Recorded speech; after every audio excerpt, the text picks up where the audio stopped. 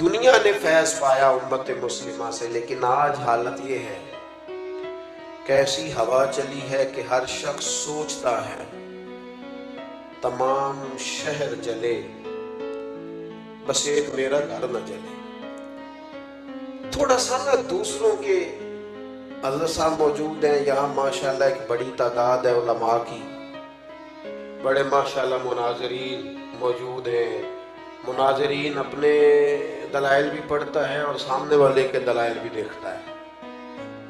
علمی عقیدہ ٹھیک ہو تو رائے کا اختلاف بڑی جگہوں پہ ہوا ہے، لیکن ساری زندگی صرف میں کہہ چکا ہوں عقیدہ ٹھیک ہو تو رائے کا اختلاف امام اعظم امام شافعی کے درمیان بھی کسی بندے سے نا اگر کبھی کوئی اختلاف ہمارا ہو بھی جائے تو وہ دلیل تک ہونا چاہیے، دلیل مل گئی تو اختلاف ختم۔ ہمارے ہاں اختلاف اب دلیل کی حد تک، رائے کے اختلاف کو، صرف رائے کے اختلاف کو لوگ بہت بڑا مسئلہ بنا لیتے اور آزمائش بن جاتی ہے بڑے لوگوں کے لیے۔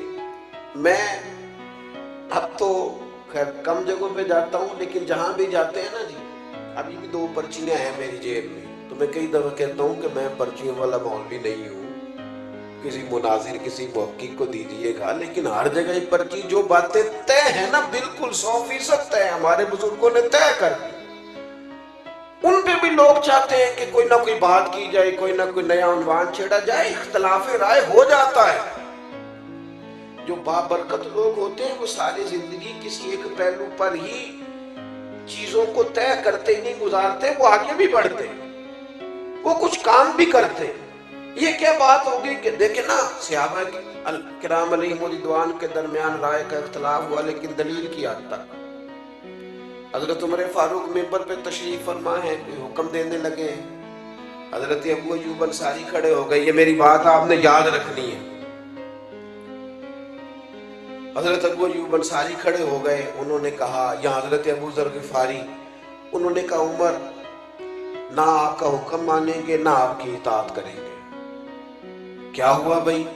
کہنے لگے کہ کل جب سب کو ایک ایک چادر ملی تھی تو آپ نے 2 چادریں کیسے لے لی؟ اس کی یہاں تہمت بن سکتی تھی یہاں کرتا، اور آپ نے کرتا بھی بنایا ہے اور تہمت بھی بنائی ہے، 2 کیسے ہو گئی؟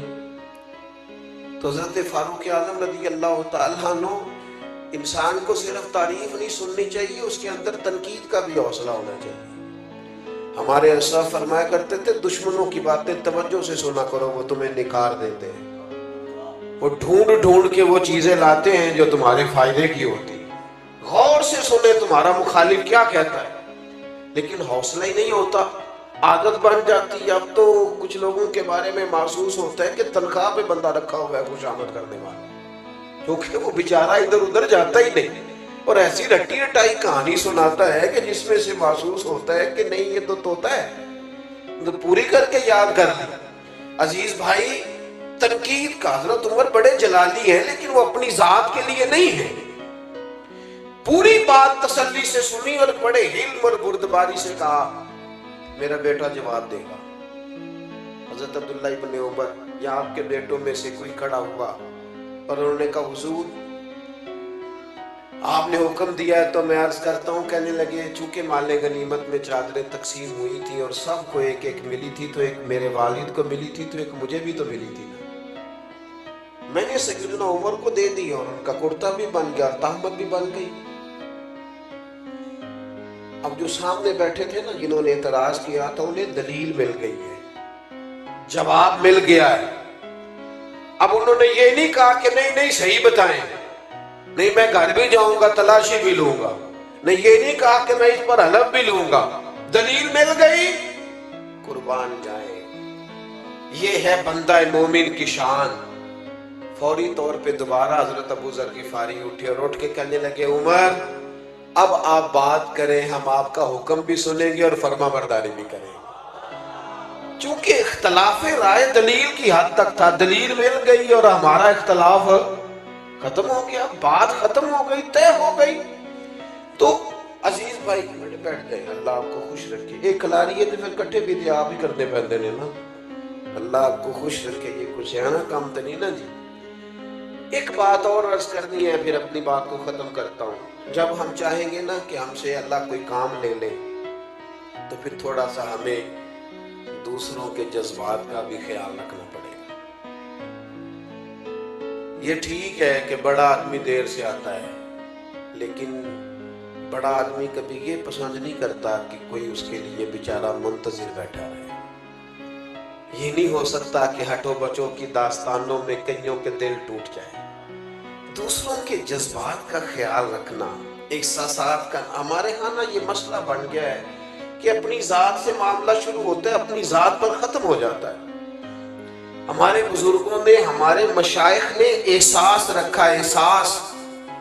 میں اپنے حضرت کی بارگاہ میں بیٹھا تھا، ایک بزرگ آ گئے، اب وہاں 3-4 مفتیان کرام بیٹھے ہیں جنہوں نے اپنے فتاوی جات کی تصدیق لینی ہے، تو بابا جی آ گئے تو وہ اب سادی باتیں، بیٹا بڑا تنگ کرتا ہے، ساری باتیں بہو کی مانتا ہے، شادی سے پہلے بڑا نیک تھا۔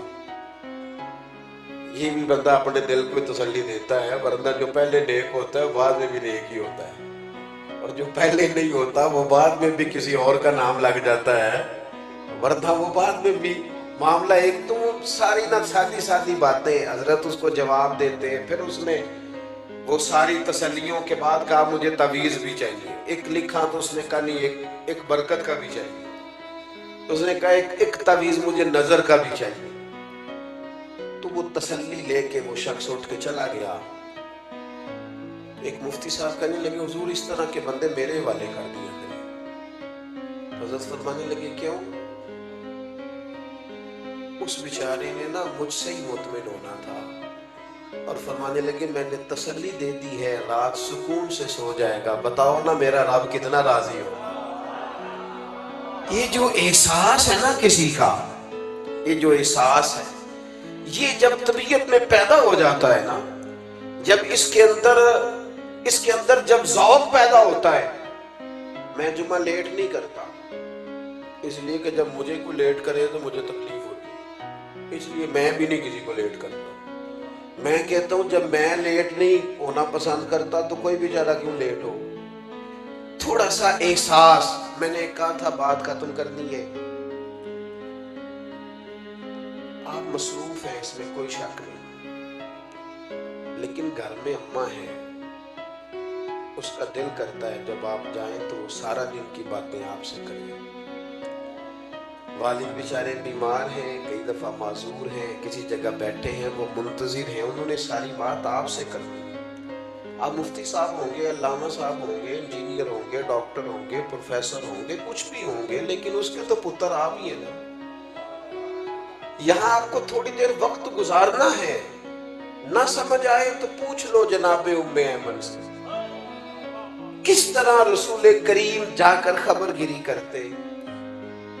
آپ جتنا مرضی لمبا سفر کریں، دنیا گھوم کے آ جائیں، پر بیوی کا لباس آپ ہے، اس نے سارے دن کے دکھ آپ کو سنانے۔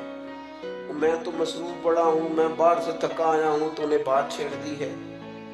با فیض با برکت لوگ یوں نہیں کرتے، ہم اپنے سونے کے لیے لوگوں کا دل توڑ دیں۔ سنو، اور بات ختم ہوئی۔ سیدہ عائشہ صدیقہ رضی اللہ تعالیٰ عنہ فرماتی ہے ایک دن رسول کریم نے مجھ سے فرمایا، کہا عائشہ ایک بات کروں تم سے، حضور میرے تو نصیب جاگ گئے، کرم ہو جائے۔ فرمایا جب تم راضی ہوتی ہو مجھ سے تب بھی مجھے پتہ چل جاتا ہے، اور جب تمہارے دل میں کوئی بات ہوتی ہے جب بھی پتہ چل جاتا ہے۔ کہتی ہے میں فٹافٹ اور زیادہ ہمتن گوش ہو کے عرض کرنے لگی حضور میں اور آپ سے ناراض؟ تو فرمایا بتاؤں پھر؟ یا رسول اللہ فرمائیے۔ فرمایا عائشہ تم کبھی کبھی قسم اٹھاتی ہو؟ یا رسول اللہ اٹھاتی ہوں۔ فرمایا جب راضی ہوتی ہو تو کہتی ہو مجھے محمد مصطفیٰ کے رب کی قسم، اور جب تمہارے دل میں کوئی بات ہوتی ہے تو پھر کہتی ہو مجھے حضرت ابراہیم کے رب کی قسم۔ حضرت عائشہ صدیقہ کہتی ہے میں تمہیں بتا نہیں سکتی لوگوں میری کیفیت کیا تھی۔ وہ بات کہاں یا رسول اللہ، آپ لفظوں تک کا خیال رکھتے ہیں، جملوں تک کا احساس فرماتے ہیں کہ کوئی کیا سوچ رہا ہے، کیا بول رہا ہے۔ کہاں تک سوچے گئی ہوئی ہے. فرماتی ہے میں جب بھی اس بات کو سوچتی میں رو پڑتی کہ حضور اتنا زیادہ خیال ہم نے نہ چھوڑ دیا ہے، اپنی زندگی میں محو ہو گئے، مست ہو گئے. میرے دوستوں میں سے جب کوئی مجھے کہتا ہے نا تھوڑا ڈرائیور، تو میں کہتا ہوں یار وہ ٹھیک ہے آپ نے جس طرح بھی کہہ دیا، پر میں تو گاڑی میں سو جاتا ہوں، بیچارہ جاگتا رہتا ہے. وہ اس کو اسٹیٹ سیدھا دیکھنا ہے، میں تو لیکن قدر نہیں ہے نا، احساس نہیں ہے. ہم نے سوائے اپنے دائیں بائیں دیکھنا چھوڑ دیا ہے. اپنے آپ کو بابرکت بنائے، بافیض بنائے. مومن کے لیے وہ اجر ہے جو کبھی ختم نہیں ہوگا. جانے کے بعد لوگوں کی تعریفیں شروع ہوئی اور پھر بڑی ہوئی. میں اندر بیٹھا تھا ابھی حضرت کے گھر میں، تو میں وہاں بھی کہہ رہا تھا کہ میں دل سے حضرت مفتی صاحب کی قدر کرتا ہوں، اور مجھے حاجت نہیں ہے کسی بندے کی تعریف کرنے کی. تھوڑا سا ذرا شعر سے، کتاب سے، پڑھنے لکھنے سے شغف رہتا ہے. حضرت علامہ شرف صاحب رحمۃ اللہ علیہ کی کتاب پڑھنا، صاحبزادہ خورشید گیلانی صاحب نے تقریر لکھی تھی، تو میں بھی تھوڑا سا طالب علمی کے زمانے میں گیلانی صاحب کے پاس آیا جایا کرتا تھا، مجھے اچھا لگتا تھا ان کا لکھنا. تو شرف صاحب نے لکھا تھا کہ سمجھ نہیں آئی، یہ ان کا جملہ ہے جناب، علماء سے معذرت کے ساتھ. انہوں نے کہا سمجھ نہیں آئی کہ سغرے کبرے والا مولوی اتنا شستہ کیسے لکھ لیتا ہے، اتنا صاف کیسے لکھ لیتا ہے، یہ سمجھ نہیں آئی.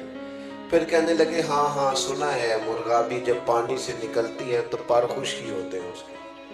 سنا ہے کہ جو کچھ لوگ ایسے ہوتے ہیں کہ جو جس جگہ بیٹھتے ہیں پھر وہ محفل اور انجمن کا حضرت بڑا صاف ستھرا لکھتے ہیں، عمدہ لکھتے ہیں. اور بعض منظر نامے تو ایسے ہیں کہ جو لوگ نہیں گئے وہ بھی اگر صحیح طرح پڑھ لیں تو محسوس ہوتا ہے کہ ہو گیا آ گئے. تو کچھ لوگوں کی قدر کریں اپنی زندگی میں. میں ایک جگہ پہ موجود تھا تو مجھے وہاں کے لوگ کہنے لگے کہ ہمارے یہاں کے بعض علماء سے ہمیں شکوہ ہے، آپ بڑے اچھے ہیں. میں کہ میں اتنے رہندہ نہیں نہ تاں کر کے، اگر آ گیا پکا تو پھر معاملہ شاید کچھ اور ہوگا. یہ ہوتا ہے ایسا، جو چیزیں زیادہ قریب ہوتی ہیں وہ بعض اوقات زیادہ دور ہو وہ محسوس ہوتا ہے کہ شاید زیادہ بڑی ہے. تو اپنے آپ کو بابرکت بنائے، بافیض بنائے. زندگی وہی اچھی ہوتی ہے جس سے کوئی نفع لے لے. اللہ تعالیٰ اس آستانے کو قیامت کی صبح تک آباد فرمائے. آخر دعوانا الحمدللہ.